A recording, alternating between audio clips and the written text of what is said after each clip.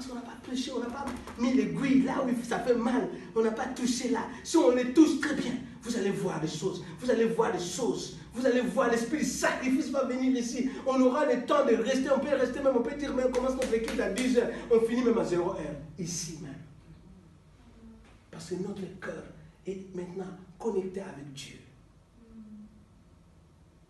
Le Seigneur a mis ce message. Il dit, l'Église a besoin d'un réveil.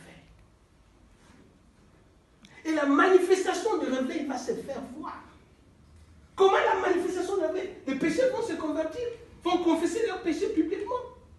Ils n'auront plus honte. Ce qu'ils font en cachette là, ils viendront dire ici, ils feront honte à Satan, ils viendront le dire ici. Tu viendras dire à ton frère, ce que tu fais en cachette, tu ne pourras pas le cacher. C'était comme ça l'église primitive. Et la Bible dit, qui te dit quoi? Le nombre, il y avait le nombre de l'église augmenté parce qu'il y avait la crainte de Dieu. La femme samaritaine, quand elle a rencontré Christ, qu'est-ce qui s'est passé en réalité? Il a dit, Christ lui a dit sa vie. Et quand elle a accepté cette vie-là, qu'est-ce qu'il a fait? Il est parti et en une journée, il a gagné tout un village. C'est ça le réveil. Au temps d'Ézéchias, il y a eu des grands réveils. Au temps d'Élie, il y a eu un grand réveil. À notre temps ici, il y a eu des temps où il y a eu des grands réveils dans le monde, où on prêchait que la crainte de Dieu, le péché, la haine du péché, la haine du mal. Le péché ne peut pas être notre ami. Moi, je parle par rapport à moi-même. Je ne parle pas de toi, je parle d'abord de moi-même. Alléluia. Amen. Le péché ne peut pas être notre ami. On ne peut pas jouer avec le péché comme on joue avec un ami. Il va t'engloutir, il va te bouffer. Il va voler ta destinée. Ce n'est pas ton ami, c'est ton ennemi. Il faut l'haïr, il faut avoir horreur de péché. Nous tripotons. Normalement, on tripote. On trouve ça normal. Mais non. Dieu veut que l'église de Sion soit le moteur du réveil dans cette ville de Jéricho. Et je le crois au nom de Jésus-Christ. Je le crois au nom de Jésus-Christ. Amen.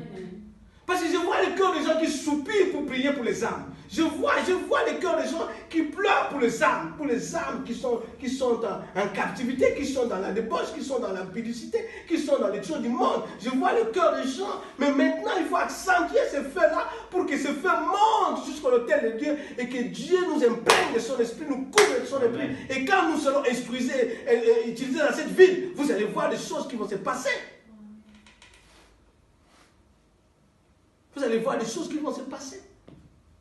Tu n'auras même pas à parler, une personne viendra directement, il commence à raconter sa vie et dit, je vais abandonner.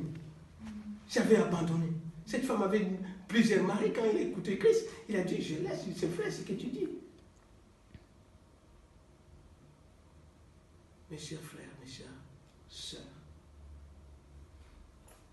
c'est maintenant. Ce n'est pas demain. C'est maintenant.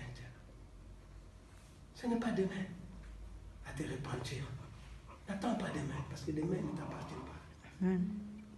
Tu peux sortir là, il y a un terroriste qui vient, qui te frappe. Tu peux sortir là, et il y a quelque chose qui vient, et tu vas dire quoi? J'avais écouté, mais j'ai négligé. C'est maintenant. De prendre cette décision, et de nous, de prendre une décision ferme. De dire au Seigneur, nous sommes tous des pécheurs ici. Et nous voulons nous repentir, sincèrement.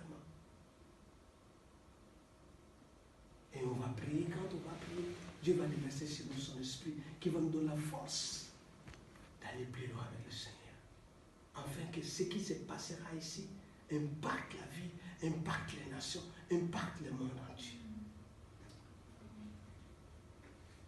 Mais nous ne pouvons plus rester à l'indifférence du péché dans notre vie et du péché que font les autres.